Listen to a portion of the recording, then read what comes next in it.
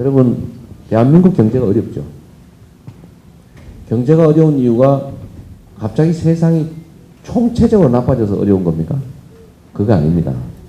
이게 불공정한 경쟁 질서가 만들어졌고, 또 기업 영역으로 보면 재벌 가문들이, 재벌 대기업들이 범죄 수단에 악용하느라고 부당하게 기업을 운영하는 바람에 생긴 불법적 요소들이 있어요. 그리고 너무 정부가 강자들 편을 쓰다 보니까 계속 법인세 깎아주고, 그러면 정부에서는 운영비가 부족하니까 어떻게 합니까? 서민들의 세금을 올려요.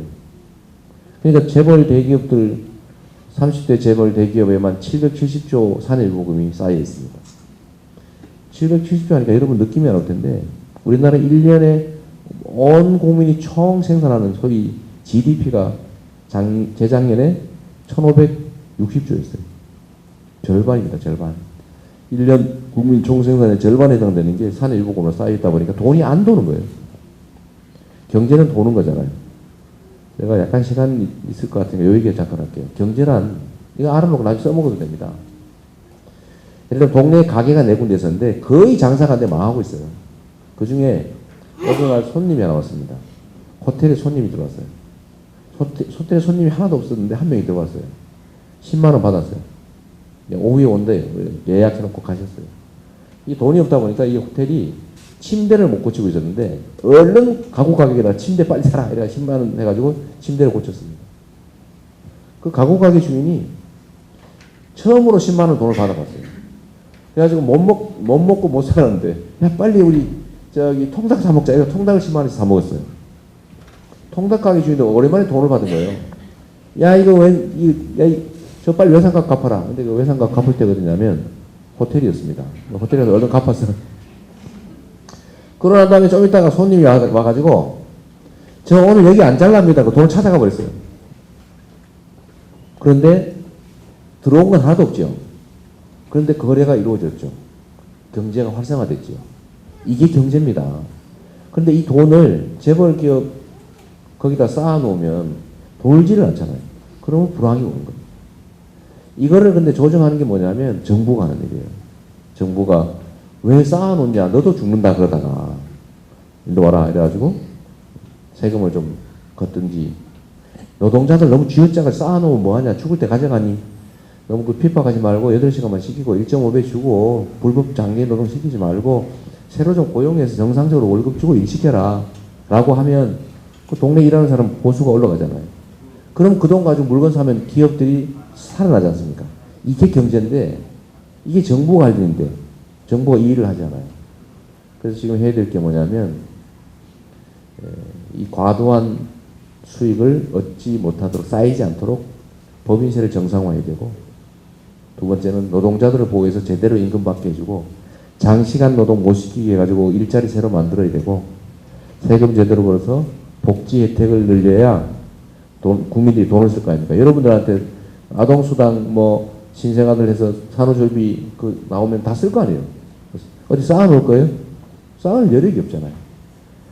그래서 이렇게 해야 경제가 살아난다라는 차원에서 저희가 한 게 이게 기본소득입니다. 어차피 정부 예산 400조는 쓰여져요. 그리고 그 돈 어디서 나냐는데 400조에 7%면 28조 원인데 그거 충분히 말을 합니다. 마음 문제지 왜 못하겠어요. 성남도 하는데, 성남도 빠듯한 살림에서 7% 8% 아껴서 빚 갚고 복지에서 이재명 시장이 유명인사가 돼버렸는데 국가는 더 쉽지 않겠어요.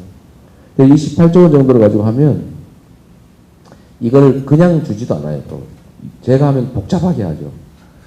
지역화폐, 지역상품권을 준 거죠. 성남시처럼. 산후조리비 지역화폐로 줬죠. 상품권으로. 많이 누구 받은 분 있다던데. 지역상품권을 주니까 동네가 써야 되잖아요. 장보고 골목시장 가서 쓰고 해야 되는데 28조 원이 전국의 지역에 쓰여진다고 가정하면 어떻게 되겠어요?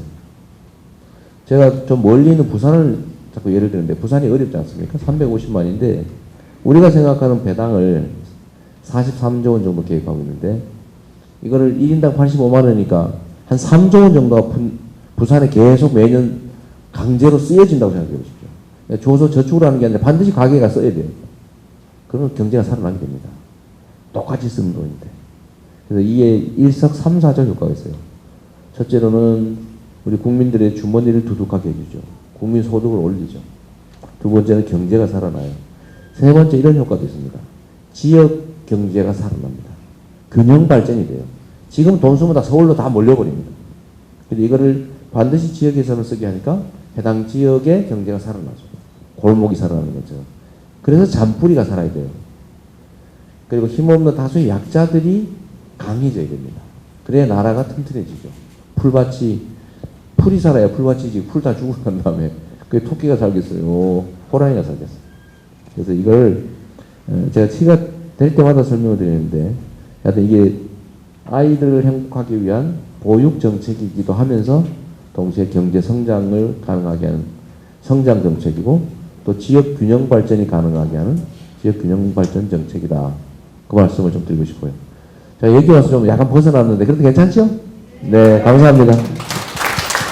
네, 오늘 바쁘신데 눈도 내리는데요. 지금 그쳤는지 모르겠네요. 가시는 길 이렇게 조심히 가시고 많이 응원해 주세요. 이렇게 들어보시면 결론은 그겁니다.